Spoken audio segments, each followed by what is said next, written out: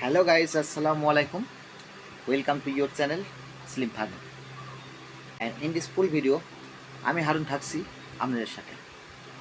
So কথা না বাড়িয়ে শুরু করা যাক আমাদের মূল টপিক। Don't go away. হ্যাঁ, পারলে লাইক কমেন্ট আপনি করতে পারেন, আমি নিষেধ করবো না, কিন্তু দয়া করে please please please subscribe my channel.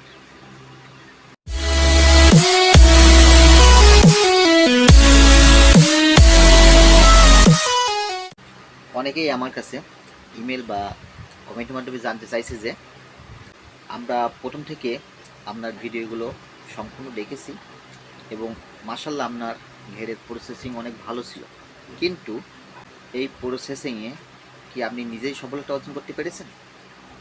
আর যদি আপনি সফলতা অর্জন করে থাকেন তাহলে আপনার ঘেরের চিংড়ি মাছ ধরার আপডেট ভিডিওগুলো কেন দেখছেন না? খুব খুব সুন্দর একটা প্রশ্ন করেছে যে আমি কেন চিংড়ি মাছ ধরার আপডেটগুলো দিচ্ছি না। হ্যাঁ, এটা আমার ভুল। আমি মাছ ধরায় একটু ব্যস্ত ছিলাম যে আপনাদের সামনে পরবর্তীতে ভিডিও দিতে আমার অনেক দেরি হয়ে গেছে। আর এটাই কিন্তু আমার প্রথমে লাইভে আসা। মায়া নামে এক ভাই আমার কাছে জানতে চাইছে যে ভাই আপনার একদিনে কত কেজি মাছ হয়, কোথায় বিক্রি করেন, কত টাকা হয়, সেগুলো আপনি দয়া করে একটু ভিডিওর মাধ্যমে আমাদের বলবেন।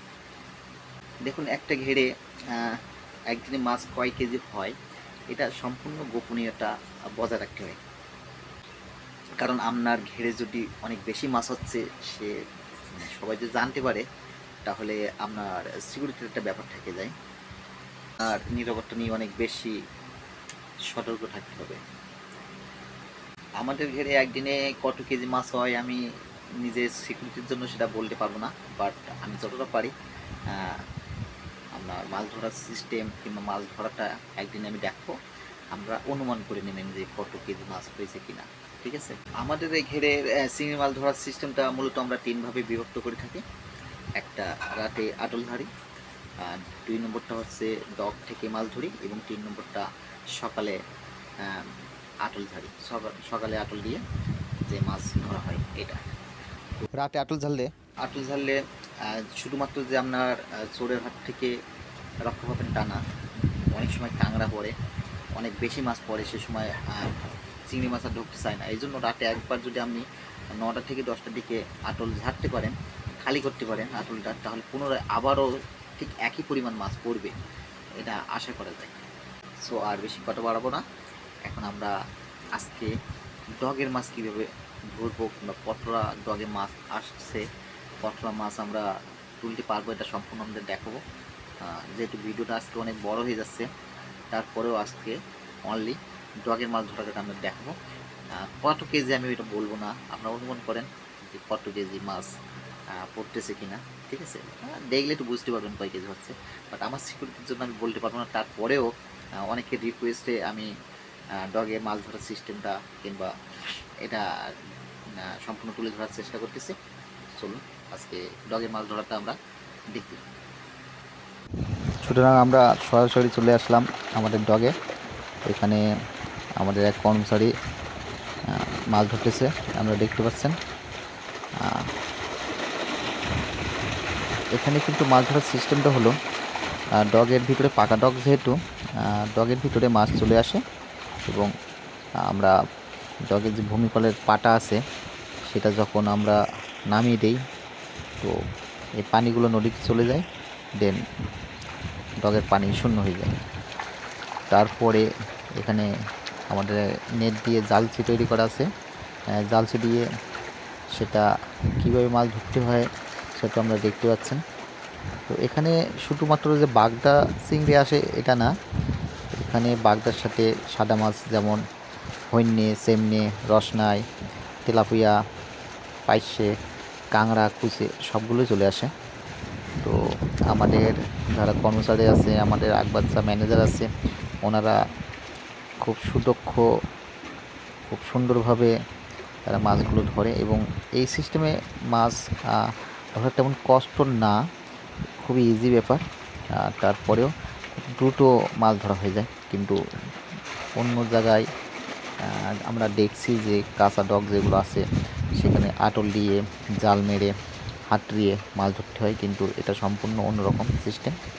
আমি একদিন দেখাবো কীভাবে ডগের পানি শুকে যায়, কোন সিস্টেমে আমরা ডগের ভিতরে মাছ নিয়ে আসার জন্য মানে কোন সিস্টেম অবলম্বন করি। এটা নিয়ে আমি আরেকটা ভিডিও অবশ্যই একদিন করব। আর তারপরেও আপনার অনুরোধে মানে সবার অনুরোধে জানতে চাচ্ছেন যে ডগে মাছ কতটা আসে কিংবা কীভাবে আমরা মাছ ধরি, আমরা অনেকে মানে আগ্রহ সবার, সেজন্য ভিডিওটা আমি দিছি। ঠিক আছে, সাইডে ওই সাইডেও কিন্তু একটা আরেকজন মাছ ধরতেছে ওই সাইডে, সেখানে আমি নিয়ে দেখাবো আপনাদের। সেম এখানে দেখতে পাচ্ছেন আপনারা যে বাগদাগুলো পরিষ্কার দেখা যাচ্ছে, কোথায় মাছ আছে কোথায় নেই, সম্পূর্ণ শুকিয়ে গেছে। ডগটা সম্পূর্ণ শুকনা, সেটা আমরা সবাই দেখতে পাচ্ছেন। হ্যাঁ, ওই সাইডে একটা দেখেন, ওই সাইডে দেখা যাচ্ছে, ওই সাইডে একটা ওয়াল আছে। হ্যাঁ, এখানেও কিন্তু আরেকজন মাছ ধরতেছে, ইনি বিজয়গা। ইনি কিন্তু আমাদের কর্মচারী না, ইনি শখের বসে মাছ ধরতেছে। যে উনি বললো যে মাছগুলো দেখতে ভালো লাগছে, তো আমি একটু ধরবো। এমন সবাই নামে, এত ভালো দেখতে কিন্তু মাছ ধরতে খুব ভালো লাগে সবার, এই জন্য অনেকে আসে মাছ ধরতে। তো মাছ ধরা যেমন মানে মাছ বেশি মাছ পড়লে কিন্তু আনন্দ লাগে যে না মাছগুলো ধরি, এবং মাছের শব্দ একটা অমায়িক, মাছের শব্দ শুনলে সবার মনে জড়িয়ে যায়, ছট যে শব্দটা। আর দেখতে পাচ্ছেন আমরা সম্পূর্ণ ডগটা দেখতে পাচ্ছেন, ডগের ভিতরে যে মাছ সেটাও দেখতে পাচ্ছেন। এবার মাছগুলো তুলে নিয়ে এসে বাছাই করা পালা। এটা একটু কঠিন কাজ বাছাই করা, এটার সময়ও লাগে অনেক, এবং বাছাই করতে একটু কষ্ট হয়। বাছাই বলতে বাগদা, হইন্যে, চামনা, রসনাই, সাদা মাছ যেগুলো আছে সেগুলোকে আলাদা করা। এইগুলো বেশি বাগদাগুলো আমরা আলাদা করে তারপরে সেটা বিক্রির জন্য উপযোগী করব। আমাদের বাগদার পিস 36, মানে 36টায় 1 কেজি, এবং এই বাগদা প্রতি কেজি 830 টাকা দরে আমরা বিক্রি করে থাকি। এটা কিন্তু কোনো পাখা না, মনে করেন কাঁচাই। পাকা বলতে 1 কেজিতে 50 গ্রাম বেশি, যেটা বিভিন্ন মৎস্য সেটে বিক্রি করা হয়, কিন্তু আমরা ঘের থেকেই বাগদাগুলো বিক্রি করি। এখানে ফুড়েরা চলে আসে, আমাদের এখানে 12 জন ফুড়ে আছে, তারা নিয়মিত সকালবেলা এসে আমাদের কাছ থেকে বাগদা নিয়ে যায়। এই জন্য আমাদের কষ্ট কম হয়। তো একটু বাগদার দাম সেট হিসেবে কম এদের কাছে, তারপরেও এনাফ।